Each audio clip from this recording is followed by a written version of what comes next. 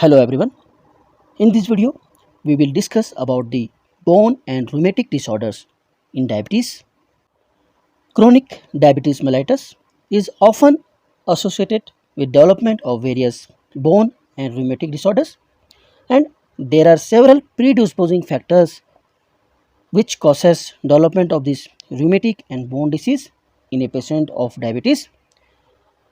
The pathogenesis of this bone disease and various syndromes result in limited joint mobility in a patient of diabetes.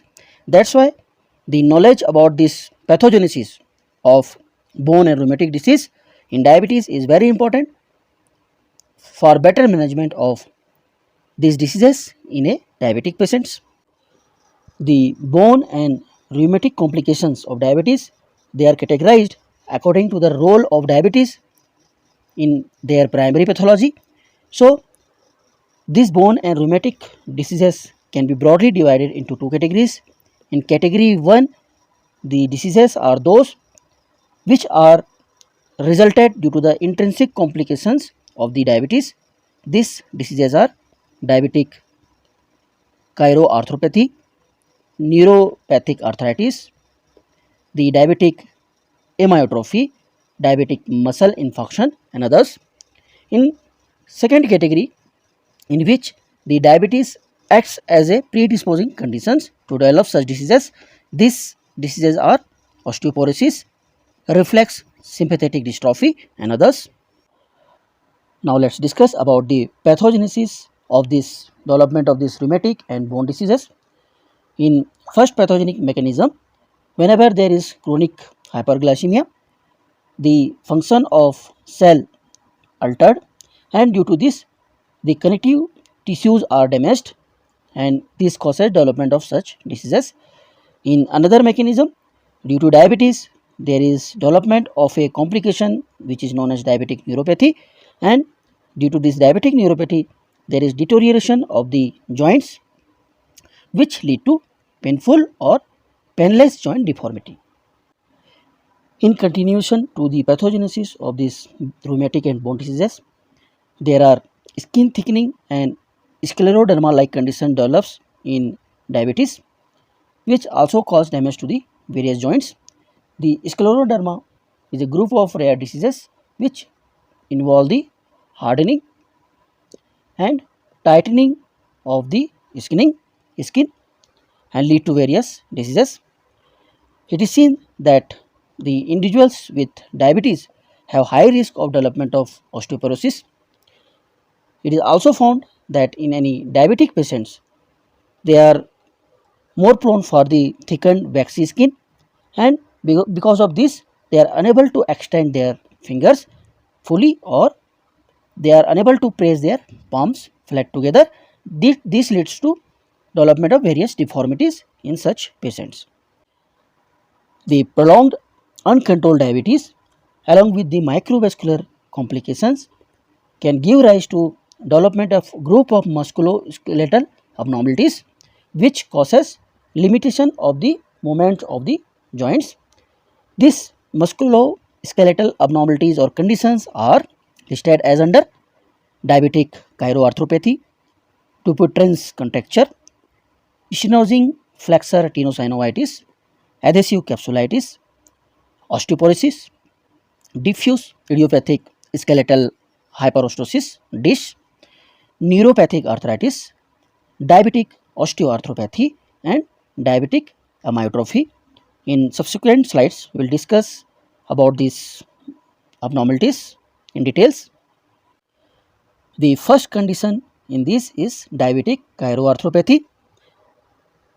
This diabetic chiroarthropathy is the condition when there is thickening of the flexor tendon sheaths and subcutaneous tissues, and this causes leads to limitation of the movement in the small joints of the hands. Whenever the patient wanted to keep his palm together, he is unable to approximate both the palmar surfaces together, as we can see in this picture. This leads to development a classic sign of diabetic chiroarthropathy which is known as Prayer's sign. The development of this diabetic chiroarthropathy is an clear indicator of presence of microvascular complications in any diabetic patient. For treatment of this diabetic chiroarthropathy, we can make the improved glycemic control. NSAIDs can be given for the pain control. The physiotherapy can be applied to restore, maintain the mobility function and the well-being of the palms. Another condition is stenosing flexor tenosynovitis, trigger finger.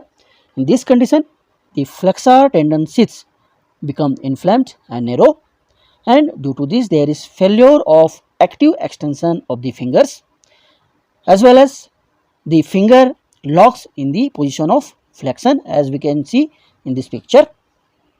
This condition is also known as trigger sign, as this position or posture is similar when anybody triggers any gun, and the commonly affected fingers in this trigger finger are middle and index finger. This condition can be treated by the steroid injections. The next condition is Dupuytren's contracture. This Dupuytren's contracture is found in both type of diabetes, type 1 as well as type 2 diabetes, and it is more common in elderly patients. However, this condition is milder than the patients without diabetes, and in this usually involved fingers are middle and ring fingers. This condition can be managed by physiotherapy and by the injection of the steroids locally. The another condition is adhesive capsulitis. This adhesive capsulitis affects about 10% of the patients having diabetes. It is also known as periarthritis or frozen shoulder. It is found that it is usually associated with retinopathy, the another microvascular complication of the diabetes, and the main reason behind this adhesive capsulitis is contraction of the glenohumeral capsule of the shoulder. This adhesive capsulitis is presented with the pain and limitation of the movement of the shoulder in at least 3 planes, and the most commonly affected movements are external rotation and abduction. Usually this adhesive capsulitis is a recurrent and bilateral, and their patients with this adhesive capsulitis are more likely to be recurrent and bilateral in diabetes. The treatment of this adhesive capsulitis include physiotherapy, the intra-articular steroid injections, and the kinetotherapy. This kinetotherapy is a rehabilitation technique which is based on the movement of the organ to treat any physical ailments. Usually in this, the stretching of the muscles, tendons and ligaments are performed. The another treatment is analgesics to treat the condition of pain and to relieve the pain. The next medical ailments associated with the diabetes is osteoporosis. Individuals with diabetes have high risk to develop the osteoporosis, and this osteoporosis can be due to the direct effect of the diabetes. Sometimes it can also be due to the use of some anti-diabetic drugs. For example, thiazolidinediones can cause reduction in the bone mass. This can lead to the risk of the fracture of the bone. Diffuse idiopathic skeletal hyperostosis. This is the another condition associated with diabetes. It is also known as Forster's disease, and this diffuse idiopathic skeletal hyperostosis is caused by ossification of the ligaments of the spinal column, and this result in the bony ankylosis. It is frequently seen with the patients having type 2 diabetes mellitus. However, the condition of obesity, dyslipidemia, hypertension and metabolic syndrome in any person also increases the risk of development of this DIS. In the pathogenesis of DIS, the insulin growth hormone and insulin growth factor play a very important role.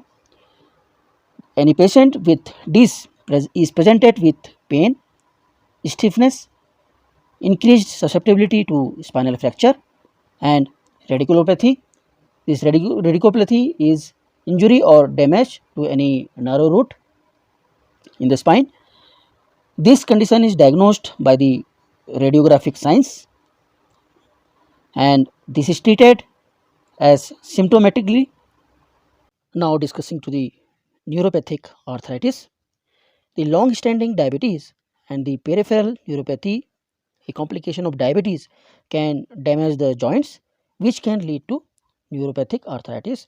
This neuropathic arthritis is a severe form of arthritis where the cartilages between the bones has been completely damaged and the joint is severely damaged from the continuous friction.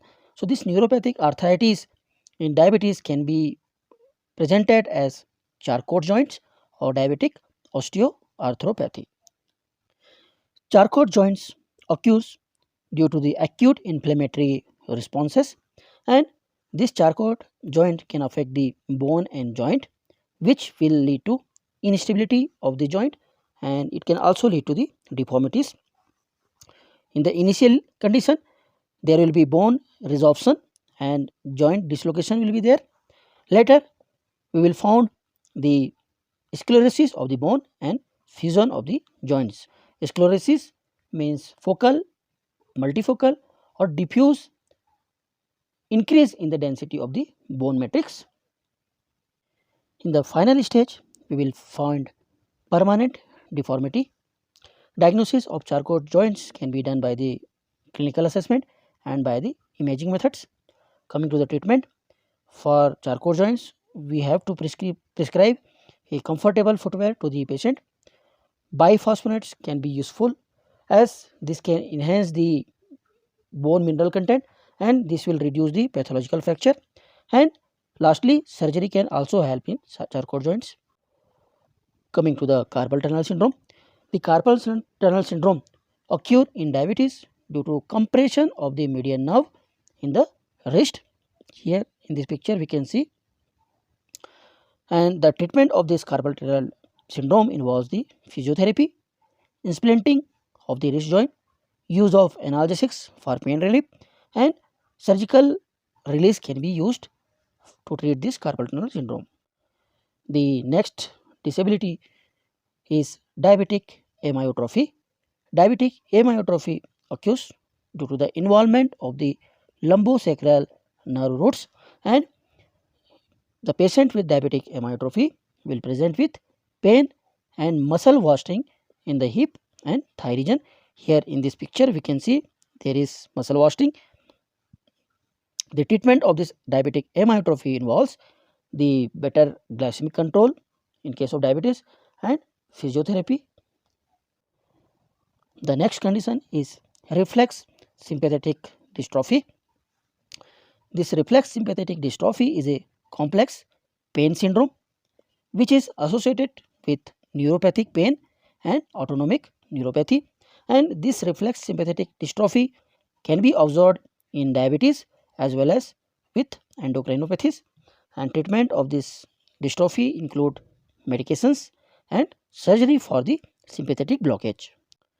Coming to the diabetic muscle infarction, this condition causes sudden onset of severe muscle pain, and this severe muscle pain commonly involves the thigh and calf muscles. Treatment of this diabetic muscle infarction involves the sympathetic pain relief and immobilization, which can be temporary. Coming to the summary of this presentation, in diabetes, the connective tissue of bones get damaged, and it is due to chronic hyperglycemia in diabetes, which alters the cell function. The another mechanism is that the patient with diabetes or diabetic hand syndrome will have thickened waxy skin, and due to this they are unable to extend their fingers either fully or partially, and they are also unable to press their palm flat together. This two mechanisms will lead to various bony and rheumatological disorder in a patient with diabetes. Now we have come to the end of this video. Hope you have liked this video. Please like and share with others.